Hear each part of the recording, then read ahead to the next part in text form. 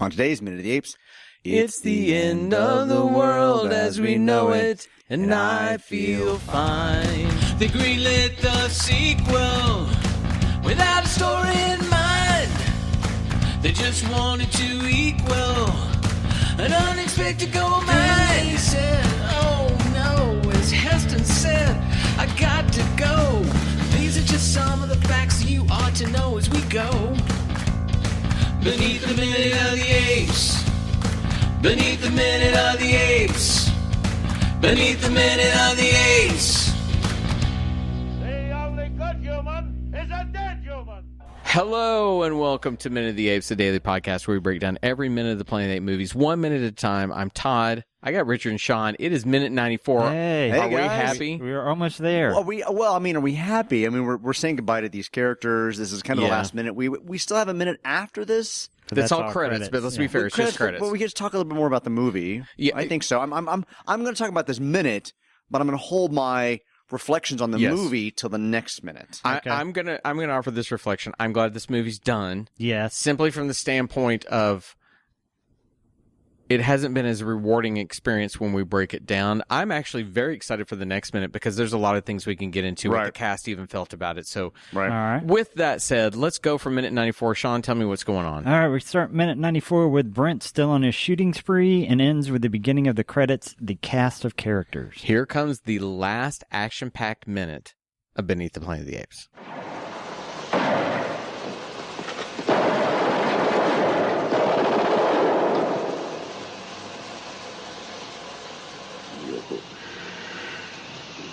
Bloody bastard.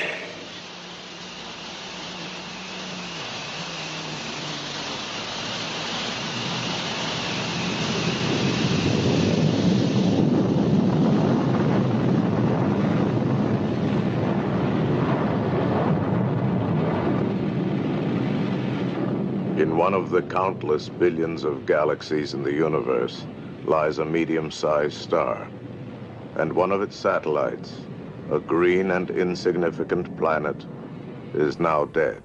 All right, as of minute 94, we have 2 living humans, a psycorp telepath, 5 dead humans, bunches of dead apes, bunches of dead telepaths, a shootness of apes, and a gaggle of humans. So in the next minute, I mean, it's just... I have a count for that as well. Oh, do you? Yes. Okay. All right, so we begin... It's a rough start to the minute for me. Down goes Brent. Headshot. It was a rough start. So, Headshot. Brent, when you go through an ANSA gun training, if your gun jams or you run out of bullets, seek cover. Yeah, don't just stand there and try to jack with your gun. I think that this is what I found really interesting about this particular moment. So the audience may not see this, but what happened is Brent is still firing at solo gorillas. Basically a firing squad, if you will, of gorillas kind of mounts together and shoots at Brent. Mm-hmm. And the first bullet hits Brent square in the head. He's got blood on that wound. His head pops back. His beautiful blue eyes exposed. His head hits the back of the thing. Then he gets a couple of shots in his shoulders, which is probably where they could put the caps. I've had, and the conveniently placed squibs in his bandage and loincloth. Correct. Which the squib eventually is shown as he falls down the thing. You can kind of actually see the backing for the squib fall out. So he hits the back of the wall, and then he just kind of slides down off of it. He dies. There's a splatter of blood behind him. And then we kind of cut back to Taylor, who's still gripping his machine gun shot heart. Bleeding ketchup, as he's about to make an impassioned plea to Zaius again. And it's just, I'll save my judgment, my comments about this movie till the credit scenes, but tomorrow. I was not really prepared to see Brent go. Okay. I was and unhappy. especially in a not a G-rated movie kind of way. And this movie was G-rated. I know. That They is pushed very that, yeah. graphically Yeah. violent. And he's the only one who got a graphic death so far. Mm-hmm. They hated his ass. Nova didn't get a graphic death. Ursus No. didn't get a graphic No. death. Taylor's been shot at this point. and we're about to, I guess, move into a deathbed. It's not even that graphic. He's just kind of holding a heart. In Brent that was horrifying. In 1970, how many moms covered their children's faces when they saw that? Because that was okay. So you've got Bonnie and Clyde, which comes out and is considered to be this absolute, fork in the road of what violence in cinema could be. Yeah. And then you jump ahead to Beneath the Planet of the Apes, where you actually see a hole in somebody's head and holes on their chests. Right. That's horrifying for that era. Mendez was covered, and you. So when he gets shot, you can see the marks in his suit, but you don't see the blood. Brent is like, this guy just died because he's half naked. We just saw him got shoot up. Yeah, it was hard. It was really, really hard. It was a rough moment. It's more of Heston working his magic, saying, "This shit, we're done with it. I want him dead. I want him dead. I want his house burned to the ground. I want to piss on his grave. I want to." All right, I just have to say real quick that we made it all the way to Thursday before Sean dropped an F-bomb, and I have to edit it. all right. So let me just say this welcome. based upon the script, just so you guys understand what's going on at this point. Uh-huh. So in the script, Ursus does not die. Oh, really? Mm-hmm. In the script, Ursus grabs the machine gun and shoots Brent. Okay. Wait, Ursus? So Ursus shoots Brent. Ursus is the one who kills Brent. So it would have been Brent. Did Brent even wound Ursus? Brent dies. Does he shoot at Ursus even? No. But not that it really matters, because in 30 seconds, everybody's anyways.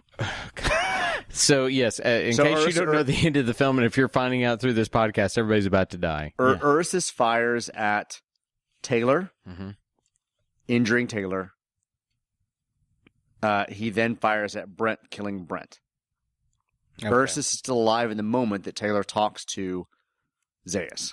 It's okay. I hate that Ursus gets the bitch death because he's such a good character, but at the same time, I do like that firing squad, especially that very almost into the lens shot of the probably muzzles. about eight gorillas just right at him, and boom, he's dead. Whatever. And in 30 seconds, it doesn't matter how you die because we're all going to die. All going to be dead. I mean, it's at the 15-second mark that Taylor kind of says, "You bloody bastard," which is very Taylor. Yeah, "You bloody bastard" is a very Taylor thing to say, kind of to end it all. And then he kind of falls, and his mature hands that are covered in ketchup manage to hit the red crystal and push it down. So this is where I come in. I said last time kind of what I wish, the type of thought that Zaius had said. I find Taylor has an opportunity to say something very, instead of bloody bastard. You're right. Bloody bastard, it fits into the... Get your stinking paws off me, you damn dirty apes. It really fits. However... It's not a final line. If you're trying to make a statement like they made with the Statue of Liberty, and you're trying to make a statement about war, if Taylor would say something more about this insanity, who hates who and who kills who, it ends now. And then do it. Just something where he's like, it doesn't matter anymore. You have to stop this way of thinking. Let the cockroaches take over. I mean, it's not a good final. I mean, it's the final line of the movie. And this is what it ends on. And it becomes "you bloody bastard." Really? That's the entirety of it. You treated Dodge and Landon like bitches across the desert as you talked about all the things you left behind and what man was, and have they done that? They forgot their Rod Serling roots. Mm-hmm. They forgot that you have to find a moral that has to do with the current situations in the world. And that should have been Taylor's moment. That should have been in his hands to tell us we have to stop this. And the only way to stop it sometimes is to start over. We'll wipe the slate clean and start over. It was a terrible final line. Horrible. And it did not, to your point for the minute earlier, it didn't really play out the relationship between Zaius and Taylor. I mean, Ursus is a newcomer to that relationship, so I understand why he wasn't necessarily involved in that kind of dialogue. No, and it should be Zaius. And Zaius, even with that, if whatever Taylor might say, I could even see Zaius running up with a scream of a no and trying to put his hand down to stop him, realizing what he's trying to do. And maybe you hear him saying, "Forgive me, Zira," or something like that, because he just feared Zira, beautiful. Cornelius, and Lucius. They didn't do anything to deserve this. If Zaius says no, Taylor does that, then that has emotion, a swell of emotion at the end. Instead, we get the bomb, boom. And then we go to that weird voiceover that is there for no other reason than simply tell us that everything's dead. The movie's damn over. So they do a thing where he hits the crystal, once he hits the crystal red, his hand falls off. The film goes to kind of a negative black and white, if you will, and then the entire scene goes to white. Fade to white. And we get a narrator's voice that you guys got to hear in that moment. Can you read that? Yeah, let me find it. In one of the countless billions of galaxies in the universe, in one of them, 1/3 is a medium-sized star, and one of its satellites is a green insignificant planet. Pause. That is now dead. And I kind of get that if you're not going to put a special effects of the planet World blowing up or whatever, yeah. you need something. But, okay, first off, we've never had a narration before. We've never had a voice of that before. It almost sounded like they wanted an Orson Welles type doing that at the very end. They wanted Orson Welles to play Ursus, and he said no because real actors don't wear masks. Well, no, so I talked about this at the then first of the movie. Did somebody say to him, "Do you remember the smiley mask and sad mask from the Greek times?" Yeah. they Rather than the Cornelius recap at the beginning of the movie, it was supposed to be a narrator that was framing all of this. You're right. Dane had written this narrator in, and we haven't heard him at all till this final moment, letting the audience know what happened. It might have been interesting to hear him at the beginning of the film rather than suddenly coming at the end just to say, hey, it's all dead. Or bye, everybody. They should either that or have Heston doing the voiceover at the end. In one of the countless billions of galaxies of the universe. That should have been him saying go that. ahead and put your popcorn in the trash. On camera, he could have said of all the countless universes across here, one planet's about to be dead. Actually, Heston would have been the person to do this, not his narrator. Great. But they didn't film it. The editor had to go in and after the fact, yeah. I promise you, the editor the editor had the narrator's voice at the beginning, and probably had to take it out at some point because it didn't fit the film, which is why we got Cornelius to summarize the first movie. Right. And now we have to bring the narrator back in because they didn't have any other vocal of or they didn't have Heston saying these words, which would have been perfect. And Heston's done. Heston didn't even really want to come back for this movie. Right. They weren't going to get him back in to say those final moments, but that would have been perfect. And I am so irritated with myself. I looked this up earlier. The person who did this voiceover, I want to say his last name is Freeze, is a famous Victor Freeze. It was like Richard Freeze or something. And no, it wasn't Victor Freeze. John Freeze. But he was famous for doing movie trailers. And Okay. so it was that kind of voice that the audience would be very familiar with. Now, I did find a very interesting thing that there was an alternate ending that was definitely lined up. And instead of a big boom that said, we're all dead, this alternate ending, Nova, Brent, and Taylor escaped the underground prior to the detonation of the bomb, which was not a doomsday device. Okay. They go to Albuquerque, and with Zira and Cornelius, they free all the humans. Now you jump ahead hundreds of years, and we see the lawgiver teaching a group of ape and human children as they sit together in harmony. In the final shot of the script, though, was a mutated gorilla as they emerge from the underground and shoot a flying dove to say that somehow... Peace is over now, yes. and war is becoming again. Now, all I'll say is this.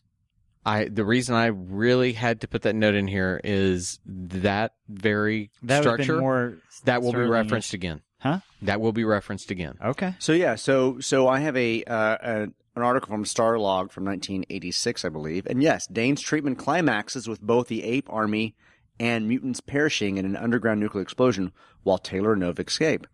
They meet with their two chimpanzee allies, Cornelius and Zira, and return to Ape City to establish a new order.